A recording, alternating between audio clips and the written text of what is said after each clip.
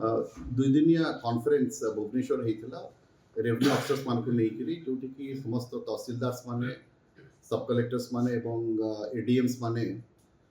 से माने दुई दिनिया कॉन्फ्रेंस भुवनेश्वर रे जून 4 तारिख और 5 तारिख रे सेठी अटेंड करुथिले एवं सेठी राज्य सरकार विभिन्न जिलार परफॉर्मेंस को से माने आकलन करिकरी मु समस्त जिलावासी को मोर समस्त ऑफिसर बासी मान समस्त ऑफिसर वृंद जो मानकर उद्यम जो एटा हेची आम जिला भद्रक जिला को सर्वश्रेष्ठ जिला भाव में ओवरऑल परफॉर्मेंस रे बेस्ट डिस्ट्रिक्ट हिसाब रे सरकार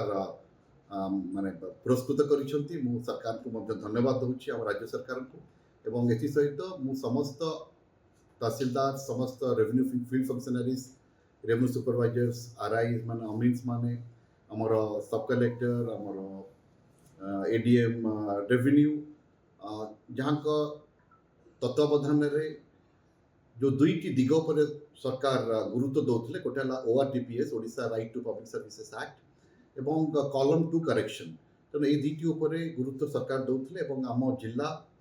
से समग्र राज्य रे श्रेष्ठ विवेचित होई अवसर रे सरकार को धन्यवाद दूची आम जो प्रचेष्टा पाई समस्त सरकारी मोर